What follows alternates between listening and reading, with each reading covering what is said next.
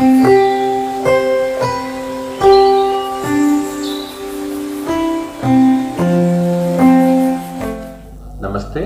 मैं डॉक्टर शांतनु दत्त, बाल रोग विशेषज्ञ, आप लोगों को इस माध्यम के द्वारा बच्चों में कब्ज यानी कॉन्स्टिपेशन के बारे में कुछ बताना चाहूँ। बच्चों में आजकल हम लोग नोटिस कर रहे हैं कि पहले बच्चों में सिर्फ डायरिया होता था, दस्त की परेशानी होती थी, बट जैसे जैसे टाइम बदल रहा है हम लोग नोटिस कर रहे हैं कि बच्चों में 3 साल से कम या उससे ऊपर भी बच्चों में कब्ज की परेशानी होने लगी है। और कब्ज ये नहीं कि हल्का फुल्का कब्ज होना, लैट्रिन टाइट होना। हमारे पास बच्चे आते हैं जो 5-5 दिन, 6-6 दिन तक लैट्रिन नहीं करते हैं। लैट्रिन करने में बहुत दर्द होने लग जाता है, बच्चे की भूख कम हो जाती है, बच्चा बहुत चिड़चिड़ा हो जाता है और बच्चा कमज़ोर हो जाता है क्योंकि बच्चा खाना पीना कम कर देता है। ये एक परेशानी है जिसको जल्दी पहचानना और जल्दी इलाज करना बहुत ज़रूरी होता है। हमें इस पे ऐसे नहीं बैठे रहना होता कि कोई बात नहीं, बच्चा जो है टाइट लैट्रिन कर रहा है, कभी 1 दिन छोड़ के करता है, कभी 2 दिन छोड़ के करता है। अगर हम इस पे ऐसे ही बैठे रहें तो जैसे जैसे टाइम निकलेगा बच्चे की लैट्रिन और सख्त होने लग जाती है।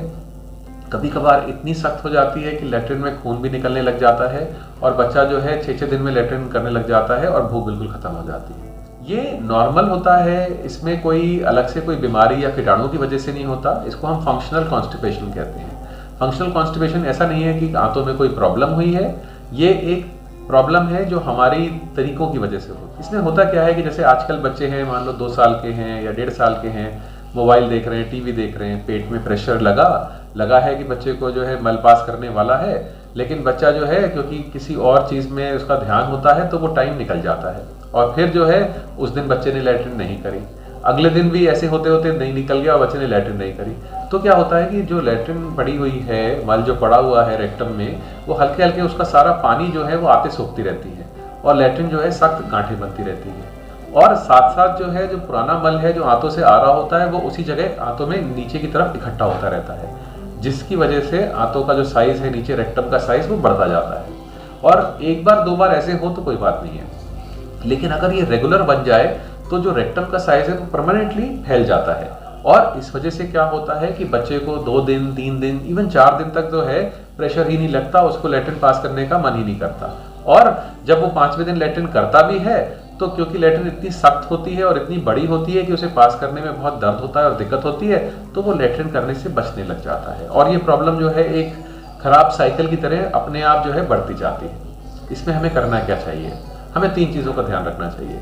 बच्चों में अगर हम बॉटल से दूध पिला रहे हैं तो हमें बच्चों को ये पता होना चाहिए कि बॉटल पिलाने की जो उम्र होती है वो 2.5 साल से 3 साल तक ही होती है। उसके ऊपर हमें बोतल का सेवन नहीं करना चाहिए। बच्चा दूध पी सकता है, ग्लास से पिए, लेकिन बोतल से नहीं पिलाना चाहिए 3 साल की उम्र के बाद। अगर आपका बच्चा कब्ज से पीड़ित है और उसको जो है कब्ज की परेशानी है और साथ में वो बोतल से दूध पी रहा है 3 साल से ऊपर, तो सबसे पहले तो हमें बोतल बंद करनी चाहिए। नंबर 2, इसमें जो है 2 तरह की दवाइयाँ होती हैं जो हम लोग देते हैं। ये लैट्रिन कराने की दवाइयाँ नहीं होती हैं। ये दवाई जो होती हैं इनका काम होता है कि जो मल है जो आंतों में पड़ा हुआ है वो अपना नमी ना छोड़े और वो सख्त ना हो। तो अगर वो सख्त नहीं होगा तो बच्चा आराम से हर दिन या 1 दिन छोड़ के मुलायम लैट्रिन करेगा, बिना दर्द के करेगा और इससे उसका डर खत्म हो जाएगा जो लैट्रिन के साथ होता है, एंड बच्चे की भूख बढ़नी शुरू हो जाएगी और बच्चा ठीक होना शुरू हो जाएगा। ये बात ज़रूरी है कि इसमें ये दवाई काफ़ी लंबे टाइम की दी जाती है क्योंकि दवाई बहुत हल्की होती है। कहीं से भी 2 महीने से लेकर 4 महीने तक भी दवाई देनी पड़ती है, लेकिन बच्चे इसमें ओवरऑल ठीक हो जाते हैं। Thank you.